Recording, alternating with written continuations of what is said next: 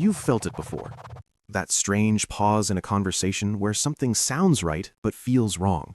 Not a lie you can prove, just a question that doesn't sit well in your mind. And later, you realize that moment was the truth trying to warn you.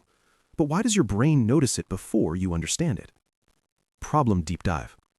It usually starts small. Someone asks, "Why would I lie to you?" And for a second, you hesitate, because it sounds logical, almost reasonable. But instead of answering your doubt, it quietly shifts the pressure onto you. You begin to question yourself. Am I overthinking? Did I misunderstand? This is where the damage begins, not in the lie itself, but in how it rewires your self-trust. Over time, you stop listening to your instincts. You analyze tone, words, timing, but ignore the one signal that matters, your internal discomfort. Psychologically, this pattern connects to something called cognitive dissonance. Your brain holds two conflicting ideas. This person seems trustworthy. Something feels off. And instead of rejecting the person, your brain often resolves the tension by rejecting your own perception. Because losing trust in others is painful, but losing trust in yourself feels safer in the moment.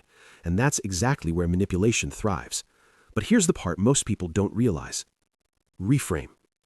This doesn't mean you're naive. It means your brain is doing its job. Humans are wired for connection. Your mind is designed to preserve relationships, even flawed ones. So when someone lies subtly, your brain doesn't immediately fight it. It adjusts to maintain social harmony. In psychology, this is called an adaptive bias. You're not weak, you're optimized for belonging. But in the wrong environment, that strength becomes a vulnerability. And liars, consciously or unconsciously, know how to use it. Psychological mechanism. Think of your brain like a courtroom. There's a judge, logic, a lawyer, emotion, and a witness, intuition. When someone lies directly, the judge steps in. But when they ask strategic questions, they don't argue the case, they cross-examine the witness. They make your intuition doubt itself. Here's the mental model. Direct lies attack facts. Manipulative questions attack perception. And your brain is far less prepared for the second. Because questioning your perception activates the prefrontal cortex, which starts overanalyzing, while your emotional brain, the amygdala, quietly senses danger. This split creates hesitation, and hesitation is where influence enters. So let's look at the patterns, not just what liars say, but why these questions work on your brain. 5. Practical framework. 7 questions liars often use and what they do to your mind. 1. Why would I lie to you? What it does, shifts the burden of proof onto you.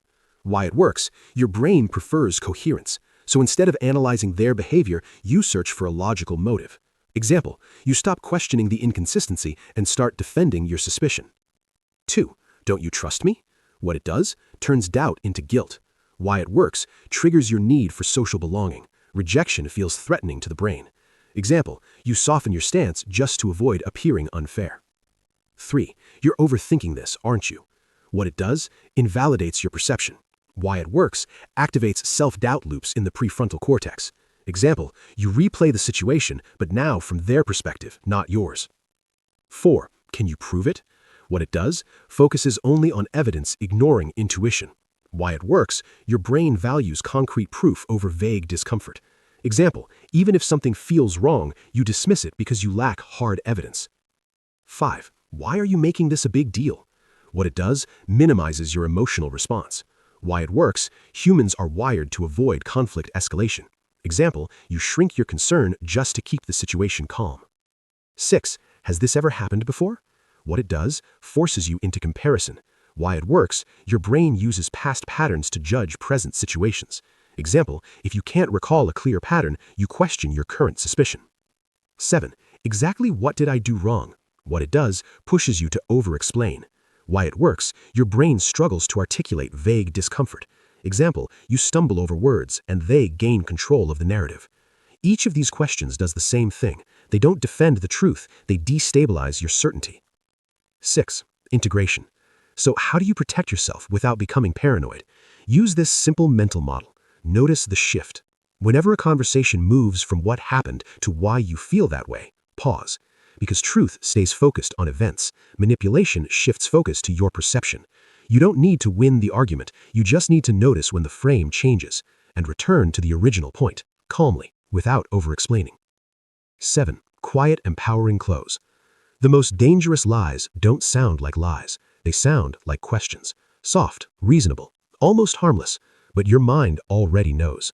That small discomfort, that quiet hesitation, it isn't confusion, it's recognition. You don't need perfect words to justify it. You don't need proof to respect it. Because the moment you stop trusting your own perception, you hand over control of your reality.